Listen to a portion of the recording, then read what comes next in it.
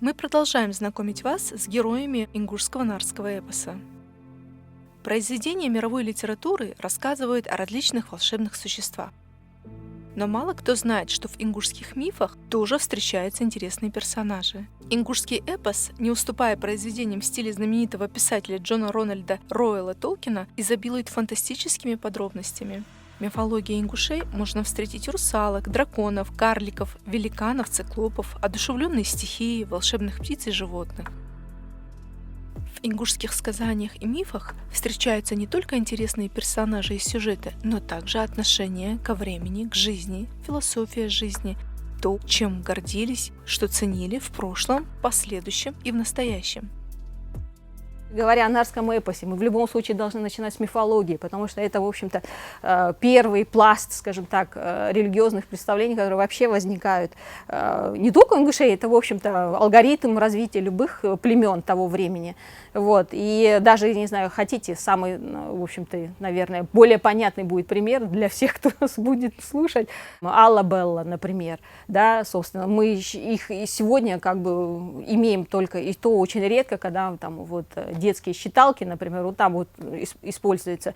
Хотя никто и не понимает вообще, и не знает, в общем-то, что это было на самом-то деле. На самом-то деле это Алла Белла, это, в общем-то, руки мира, да, собственно, Села — это голова на севере, да, юг — это Гела, это ноги. А сердце, то самое сердце, которое, в общем-то, держит, это Диала. Диала, который огненное сердце, он мялха Диала, он вертит этим миром, как веретеном. А веретено — это как раз-таки символ времени, это трансляция того, как, собственно, изменяется время. Поэтому вот самое простое, обязательно, если вы будете читать там миф, обязательно женщина, если будет, она будет веретено, она будет прясть. А прясть и прядение — это что? Символ времени, это цикличность, это означает, что она, как продолжательность рода, да, ткет эту нить судьбы, она сотворит этот род, производит его, это на многие-многие поколения. Идеала крутит этим веретеном, понимаете? Веретено — это символ времени, цикличности времени. Вот, поэтому, ну, как может быть еще, что еще может быть красочнее такого, да? Хотя Алла Белла, в общем-то, сегодня это, да, очень мало кто, например, о них вспоминает. Но самое последнее, что есть еще о них, на то, что они в итоге, потеряв какие-то свои функции, стали олицетворять духов пещер, которые обладают предсказаниями, могут, собственно, вещать будущее. Вот, и тот, кто услышал вот это предсказание, да, и захочет кому-то передать, чтобы как-то спасти друга, например, там один из мифов как раз-таки об этом говорит, да, он окаменеет, например, да. Вот тоже окаменеет. Сейчас вот если я сказала окаменеет, все наверняка вспомнят про эту медузу Горгону, которая там своими взглядами убивает там своих противников. А почему не вспомнить про своих, которые вот они у вас рядом, они ваши собственные, почему о них не говорите, о них не транслируете, почему не изобразить это все, ну, в тех же самых, не знаю, пещерах, скалах, ну, украсьте. Тем же самым туристы будут завороженными слушать и смотреть, а как это было на самом-то деле. Села, который там жил в пещере, там Цейлом, например, пожалуйста. Каждого из этих, если брать, и в каждом обязательно что-то вы найдете, какую-то изюминку. Отношение ко времени у ингушей было особенным. Аналогию мы находим, например, с шумерами. Время с точки зрения ингушей циклично. Оно идет не вперед, а совершает полный круг. Все это отразилось в нарском эпосе. Так вот, по поводу времени, точка отсчета, то есть появление вот этого самого холма, это и есть точка отсчета во времени началось, с этого момента, да, и, собственно, это главный эпицентр, от которого человек дальше двигался, развиваясь, ну, и, соответственно, он должен был, чтобы развиваться и дальше продвигаться, он должен был лицезреть эту точку отсчета. И поэтому наше время, это всегда обязательно, как бы мы идем спиной вперед, а не лицом. Потому что мы должны наблюдать за этой точкой отсчета. Поэтому все наши сакральные смыслы, самые важные, которые мы имеем, да, самое главное, о чем мы беспокоимся вот в нашей современной жизни, мы беспокоимся о том, что нас будет ждать в ином мире. Да, вот там мы работаем, все наши действия, поступки и так далее напряжены на то, чтобы там, в ином мире, как бы, получить эту самую благодать. Потому что, еще раз, мы двигаем, и поэтому это солярный круг, вот эти, да, у нас тоже, да, почасовой против часовой, это тоже отголосок того, как мы смотрим на это время, изначально, как это было заложено, как мы смотрели. Сегодня мы, конечно, так не смотрим, но тем не менее, мы двигаемся в древнем своем представлении спиной вперед, а не лицом. Потому что главное, это эпицентр, это то, что нас ждет, вот оно, иной мир, куда мы вернемся. Вот, откуда мы вышли, куда мы вернемся, в общем-то и целом. Поэтому это очень серьезные такие смыслы, которые не в каждом народе присутствуют, не в каждой эпических сказаниях, не в каждой мифологии есть.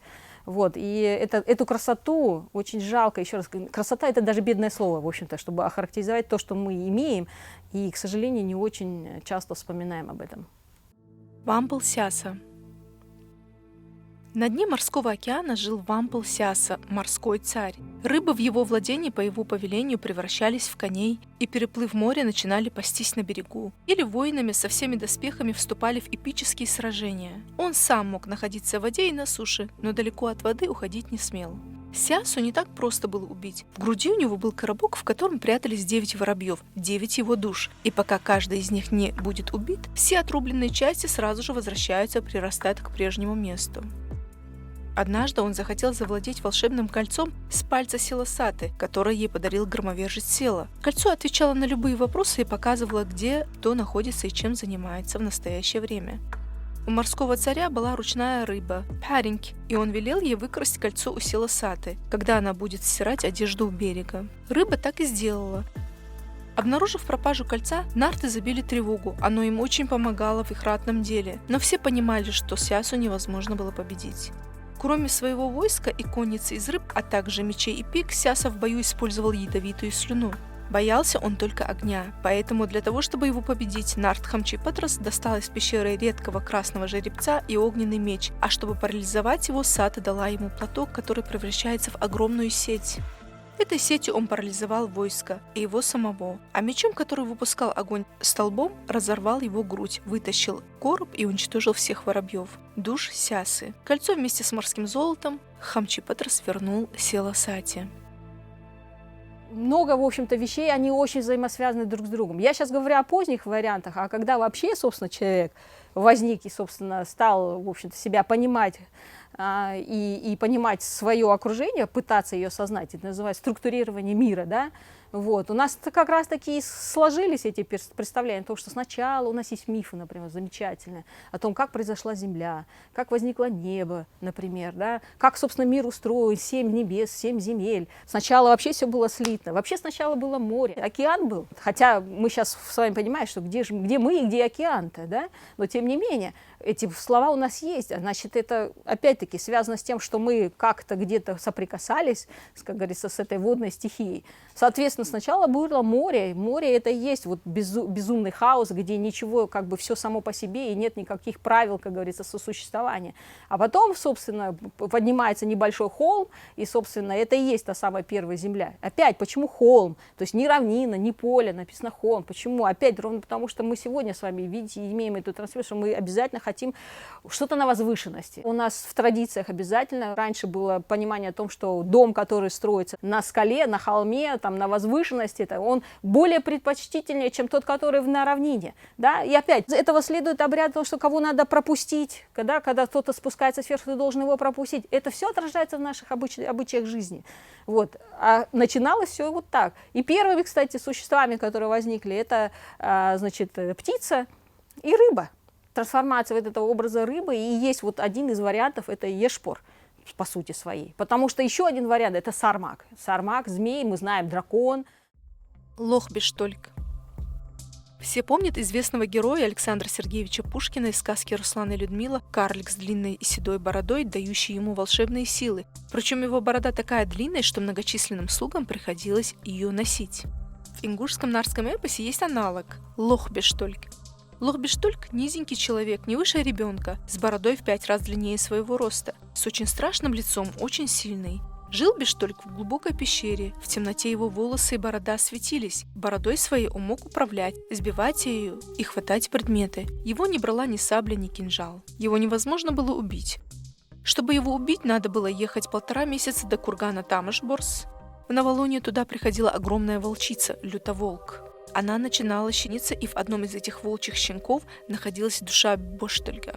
Пришлось убить волчицу и вытащить сердце волчонка, чтобы разбить о землю, для того, чтобы Бештольк наконец умер.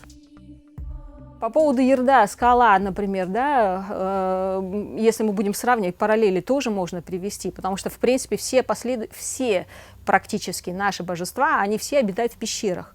пещеры считаются выходом и входом божественной силы. Но мы сейчас говорим о языческих, пласт описываем, в общем-то, это как раз-таки то самое первобытное время, это те самые тысячелетия до нашей эры, когда, в общем-то, наши предки жили и достаточно активно действовали на Центральном Кавказе. Поэтому, скажем так, оставлять этот пласт за пределами исследования, ну, это по меньшей мере печально. И тем более отказываться от этого огромного, в общем-то, достояния, которое мы имеем и можем изучать, транслировать, тоже печально не использовать. Все эти божества, они есть следствие того, что человек пытался понять свое место в окружающей действительности. Ему нужно было сориентироваться в пространстве, во времени, понять, как прочувствовать это время, как и ввести его отчет, например, потому что это тоже не сразу же возникло. Самое простое, например, отчет времени, да, собственно, он тоже не сложился таким, как мы сегодня с вами имеем, естественно. Первые там были по 5 дней, там пятница, и, да, 2 пятницы встречаются, там, да, поговорки можете вспомнить, собственно, ровно для того, чтобы это календарный цикл соблюсти. Эти астрономические наблюдения за звездами там, и так далее, вспоминайте, пожалуйста, можете, там в горах вы увидите вот эти самые расположения этих склепов, они как раз-таки говорят о том, что они не просто расположены на каком-то холме или на какой-то горе, в общем, ровно потому, что там самое удобнее наблюдать за этими звездами, там, да, и, собственно, делать эти ответы. У нас были мудрецы, которые назывались зираками, зирки, да, который мудрец, который вот как раз-таки следил, записывал эти все данные в звездных книгах. Это в Нарском эпосе об этом написано, в Ингушском звездной книге фиксировались эти данные.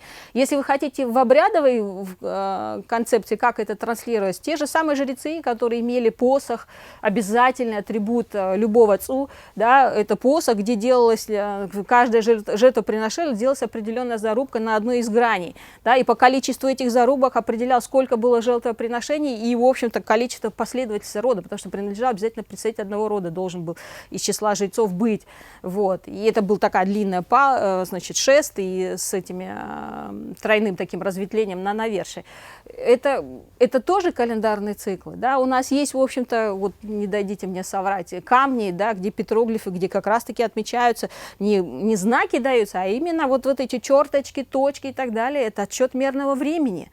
Вот. А если мы будем про мерное время говорить, то, конечно, вначале у нас-то был лунный календарь, да, и потом он только стал, как говорится, солнечным, и смотрели за Луной, и поэтому Луна – это циклы 14 дней, 28 дней и так далее. И наш календарь, если мы тоже будем изучать, это каждый из них связан с хозяйственным каким-то атрибутом, деятельностью, да, которая именно имела отношение к этому времени, там, сезон покоса, там, ну и так далее, там разные варианты, да, вот. Поэтому жаль, когда эти глубокие смыслы, еще раз говорю, они трансформируются иногда настолько, что думаешь, ну, я понимаю, конечно, современность, она имеет тенденцию влиять на культуру, от этого никуда не денешься, но при этом какие-то вот такие аксиомные, такие, скажем так, стержневые моменты, они должны остаться. Женские образы в ингушском нарском эпосе также интересны и самобытные. Села Сата. Села Сата, Сата, дочь Селы, была искусницей необыкновенной красоты. Так как она была связана с миром мертвых, она имела возможность беспрепятственно попадать в потусторонний мир и там, притворившись служанкой привратника мира мертвых Ежа, тайком уносила оттуда для людей семена злаков, ячменя, пшеницы, кукурузы и предметы рукоделия, наперсток, иглы, нитки, прялку и многое другое. Или идут в этот потусторонний мир, это обманывают эту Ешеб, чтобы добыть оттуда. Да. И, кстати, кто приходит-то?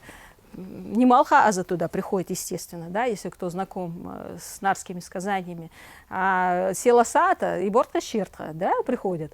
Вот. Тот-то, понятное дело, обманывает, но почему у нас именно Села Сата считается искусницей, там, рукодельницей там, и все такое прочее, понятно, потому что она принесла там наперсток, там, иголку, да, и все такое. Так украли-то они ее. Откуда? Из потустороннего мира. Украли, обманули Ешеб, украли и привезли оттуда, да, это вот эти самые благодатные вещи.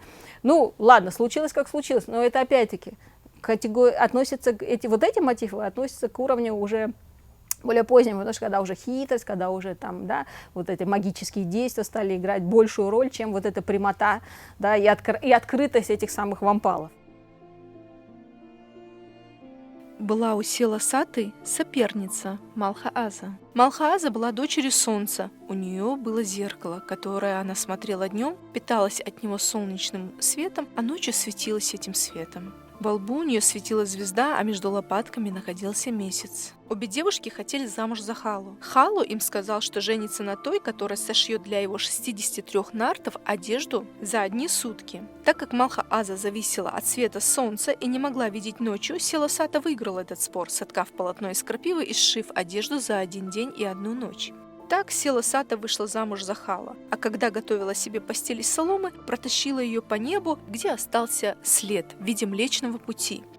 Так и называется Млечный путь на ингушском языке – Селосата Четукдя Ник – дорога, по которой Селосата носила солому.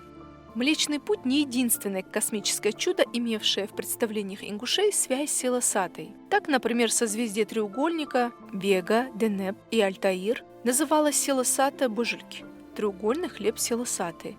По преданию, она пекла культовый треугольный хлеб, отвлеклась и передержала его на углях. Она была ведуньей. Ее отец подарил ей волшебное кольцо, которое показывало, где кто находится и чем занимается в настоящее время. Эти все мотивы, о которых сейчас описываю, они вообще укладываются в общую систему представления о времени, да. И мысль была, в общем-то, вывод, который я делаю, в общем-то, связан с тем, что первоначальные времена, да, вот эпоха медного времени, это изобилие благодати. Изобилие, потому что она была везде, она не была скрыта, да. И эта благодать присутствовала, если там вспомним тот же миф, например, Вампал говорит о том, что он там, его оживил Сескасолса, там есть одно сказание, Сескасолса его попросил, там, оживили его этого Вампала, и, в общем-то, он был такой голодный, и попросил Сескасолса дать ему что-то поесть. И тот ему, значит, дает этот краюху хлеба, тот съел и остался голодным. И тогда он попросил: лучше умертви меня обратно, потому что я не смогу насытиться в этом мире, нет этой благодати, которая бы могла бы меня утолить.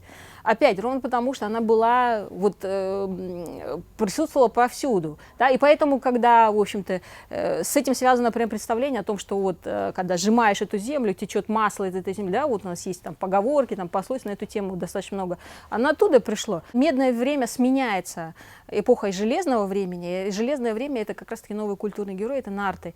Вот, они как раз-таки люди иного склада, и каждая смена эпох времени означает постепенную деградацию. То есть медное время сменяется нартами, и сами меньше, да, визуально они тоже, в общем-то, по сравнению с людьми, они-то крупные, да, большого роста, телосложения, булатные там, и так далее, но они меньше, чем великаны, да. Собственно, и потом железное время сменяется эпоха людей, это еще один виток деградации. Вот. Поэтому, потому что оскуднение земли, да, благодати. А куда делась благодать? Она ушла в иной мир, да, она трансформировалась туда, и там была закрыта вот этими медными вратами. И поэтому каждый раз нарты там пытаются, в общем-то, добыть эту благодать там всяческими способами, и не всегда, как мы понимаем, да, благородными, да, там много чего можно сказать, как они там ухищрениями там всякими занимались, обманывали. Это все по-человечески, короче, в общем-то, они ведут себя, да, ровно так, как и мы с вами ведем себя. Поэтому следующий уровень уменьшения благодати земной — это появление людей. Характерный перечень медных предметов в нартском эпосе указывает на его глубину в истории человечества. Задолго до Железного века женщина наполняет мукой медный наперсток. В селе проживает не кузнец, а медник. Нарты пьют расплавленную медь, чтобы умереть. Последняя тема не встречается больше ни у одного народа Кавказа. Кстати, нарты тоже, в общем-то, умирают ровно от чего?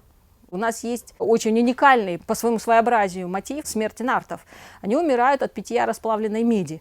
Меди, обратно возвращаемся. Меди — это тот металл, который единственно мог их умертвить, потому что они пытались умереть разными способами, да.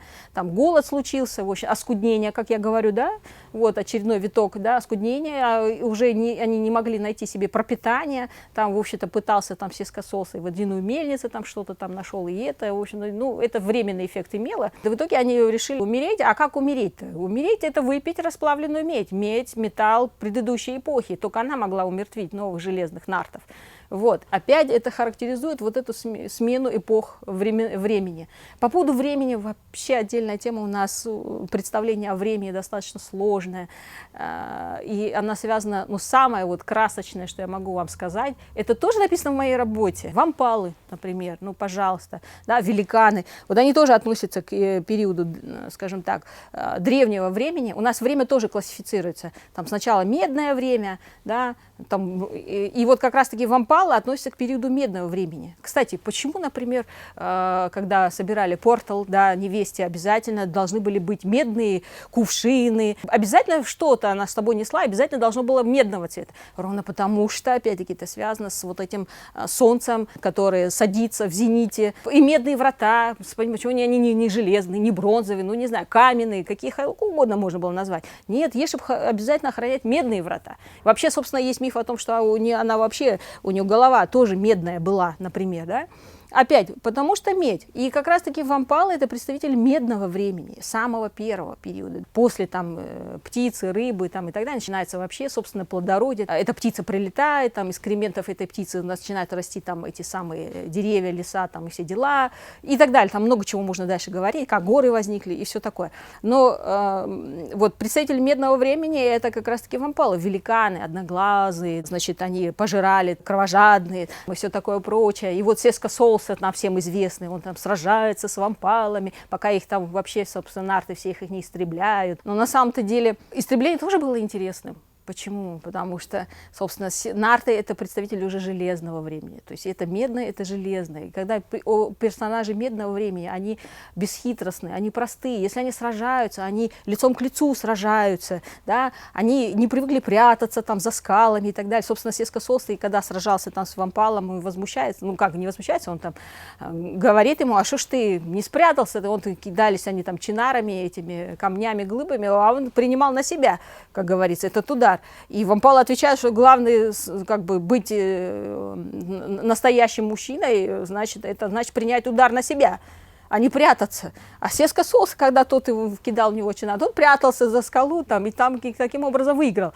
Опять это ровно потому, что меняется структура общества, да, у нас социальные какие-то моменты появляются, да, у нас появляется понятие хитрости. Хитрость – это колдовство. Колдовство – это магия, да, те, которые могут влиять на будущее. В общем-то, это представление уже о том, какой новый культурный герой вырастает. Нарты, которые не чураются, значит, да, не обязательно принимают судьбу, как она есть, прямым образом, а пытаются, значит, ухитриться, чтобы ее обмануть. Вот. Тоже интересные вещи. И они тоже как раз-таки характеризуют, как меняется, усложняется структура общества, племен, да, в недрах которых, в общем-то, эти образы возникали. Поэтому сармак, поглощающий солнце, это мотив, который характеризует племена выше на уровне государственности, развитой земледельческой культурой. И, к сожалению, у нас ни одного сармака нет. Почему у нас нет визуального изображения? Ну, это же просто была бы красота. Да, дракона. Ну, дракона своего, пожалуйста, не такого европеизированного. Потому что, в принципе, вампалы, там тоже есть вариант о том, что они там огнедышащие, например, да. То есть у нас не обязательно он огнедышащий-то. Вот. Но обязательно благодать, несущий благодать. Вот. А благодать – это вода, опять-таки. А вода – это... Возвращаемся к тому, что мы говорили о том, что первая стихия, которая возникает, это океан, а вода, и, собственно, она приносит, она амбивалентна, то есть она приносит как и зло, так и добро. И поэтому идут именно куда? В воду военные походы нарты совершают, в океан, чтобы оттуда добыть, как говорится, эту благодать. Проблема изучения ингушского нарского эпоса остается актуальной. В первую очередь это связано с событиями середины XX века. Тяжелые годы депортации унесли жизни основных носителей народного фольклора – стариков. Именно в этот период происходит фиксация фольклора других кавказских народов. У нас сохранилось все в меньшей степени намного, опять-таки с учетом того, что нам пришлось пережить достаточно много чего, вот, и я имею в виду исторические вот эти трагические события, и они, конечно, не позволили нам вовремя заняться нашей непосредственно культурой. А как мы понимаем, если человека в доме долго нет, да, все, что он наработал и так далее, все, что он имел, да, все, как говорится, забирается другими. Вот. И поэтому сейчас очень сложно вообще, собственно, доказывать, как говорится, да, принадлежность тех или иных мотивов. И вообще включиться, скажем так, вот в эту систему Кавказской нартиады. Потому что нам, конечно, не отдают здесь никакое место. Применительно к ингушам объяснять, что мы как бы переняли. Не мы сами создатели, да, грубо говоря, а мы, в общем-то, какие-то элементы переняли, будучи, проживая там рядом там, и все такое. Но если мы будем говорить о том, что мотивы есть и уникальны, я, например, говорю, питье меди расплавленной, пожалуйста, вот он уникальный мотив. Но больше соприкосновений, конечно, есть, больше.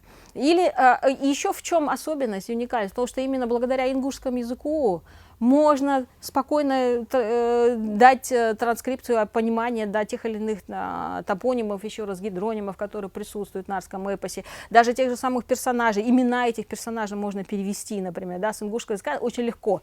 Это делается без вот этих грубых натяжек, там, условно говоря, там, да, алон-белон. Всем прекрасно знаем, что у нас корень ал, он практически везде присутствует. Там, не знаю, тот же галь-ерды, возьмите ал, пожалуйста, да, диал, ал, опять там, да. Ну, у нас очень много этой морфемы, и она присутствует практически везде. Вот, и поэтому вот в этом смысле очень перспективно вообще заниматься вот такого плана, опять-таки, исследованиями. Но для этого, конечно, нужно время, нужны средства, никуда, грубо говоря, от этого никуда не деться. Вот, нужно как бы искать эти источники, добывать их, потому что, в принципе, очень много таких вот вещей, которые говорят об ареале обитания, пожалуйста. Потому что, еще раз говорю, глубоко историчен нарский эпос. Можете найти, в общем-то, какие-то там в этих же сказаниях, это, в общем-то, описание того, какие события происходили, да, которые были пережиты ингушскими обществами, да, в то или иное время. Ну, мифология это более древняя, да, я имею в виду сказания, которые ближе как бы к нам. Вот, и поэтому изучать их это просто одно удовольствие, и тем более находить вот это сопряжение и, в общем-то, территориальную привязку объяснять. Потому что вот я начинала про Царцеат, это сплошь и рядом, это Чми, это Ларс, каждое местечко обязательно будет Царцо, и с этой морфемой будет присутствовать. Ущелье название имеет. Это уже о многом говорит, мы можем делать далеко идущие выводы. Еще интересная тема связана с тем, что мы можем, в общем-то, давать объяснения, да, каким-то понятиям, как я говорила, да, которые присутствуют в нарском эпосе. И эти понятия очень интересны, и мотивы в том числе, да, имеют очень такое хорошее сопряжение, например, с культурами древних цивилизаций, той же там шумерской цивилизации, урартийцев, например, да. Очень много вещей мы там находим, которые, например, имеют вот такую прямую аналогию. Ну, там я говорила про Ерда, например, который бог скалы. Пожалуйста, у тех же, там же присутствует мотив о том, что это дверь, да, в общем-то, скала – это дверь, откуда, значит, выходят божества, да, в этот мир людей, например. Собственно, у нас тоже представление о том, что скала, оттуда у нас все выходят, и все у нас там божества там обитают, да, и все, что мы хотим такое вот связаться с каким-то вот божественным, это обязательно должны на гору взбираться. Да, обязательно в пещеру заходить и что-то там проводить, какие-то ритуалы. Ну, в свое время это было, конечно. Вот. И жрецы, в общем-то, для этого были нужны в том числе. У нас бы язык не укладывался в эту систему бы. Мы бы не могли с помощью ингушского языка объяснять, в общем-то, те понятия, те термины, эти имена персонажей, там, теонимы, гидронимы и так далее, которые в нарском эпосе присутствуют. Если бы эти сказания были привнесены нам. Наш язык говорит об обратном. Вот это единственное я могу сказать. В общем-то, это самый главный аргумент, и поэтому от него и стоит отталкиваться.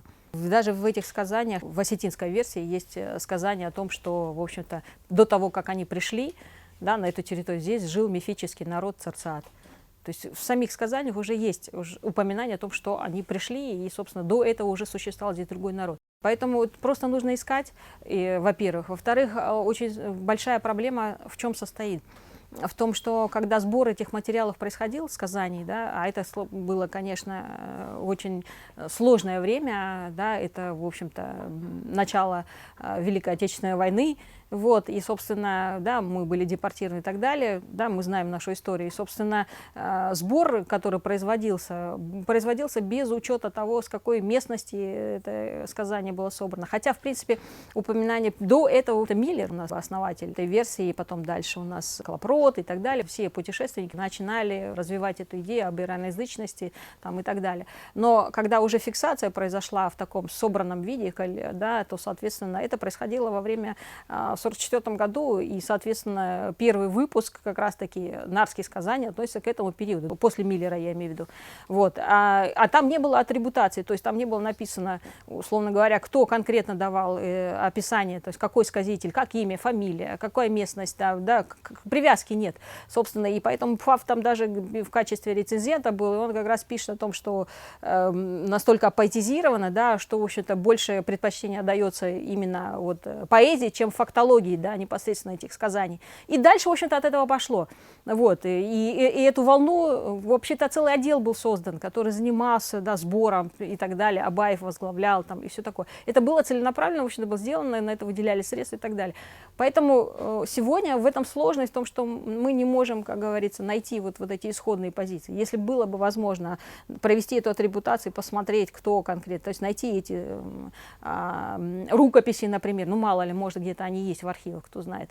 Какие-то есть отрывки, потому что в газетах там были публикации людей, которые просто как бы там проходили, там, я имею в виду эпоха Миллера, например, да, до царского периода, да, которые писали там какие-то сказания, там, мы можем найти там, и там будет конкретно описываться 7 сыновей в юге, что далеко идти, да, пожалуйста, там, и, собственно, там очень много каких-то интересных вещей, да, та же самая сакральная цифра 7, да, она вообще присутствует практически везде, в нарском эпосе, в мифологии, и когда мы проклятие, мы обязательно 7 цифру используем, да, опять, но это сакральная цифра 7, опять связана с вот этим представлением о времени, как я говорю, лунный календарь и так далее.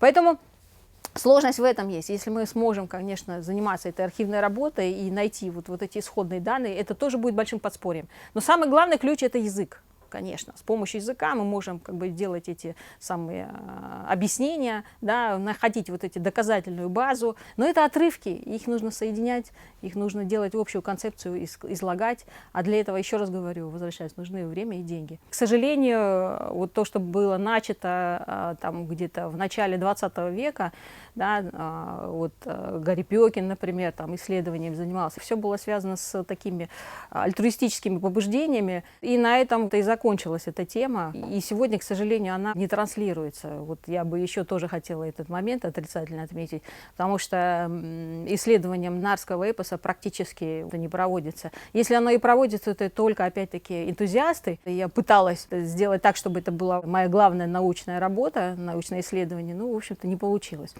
Вот. Поэтому то, что вот я написала, в частности, моя докторская диссертация, она вот как раз-таки посвящена древним религиозным представлениям ингушей, если уж вкратце говорить, да, мифологии ингушей. Это личная инициатива, но которая прошла успешно, и она прошла успешно за пределами Республики Ингушетия. Это малая часть исследователей, в общем-то, доказывает, да, о том, что, значит, нарские эпосы, мотивы, которые, в общем-то, в итоге сложились в эпос, как говорится, да, они являются творениями автохтонов Кавказа, кавказских племен Центрального Кавказа.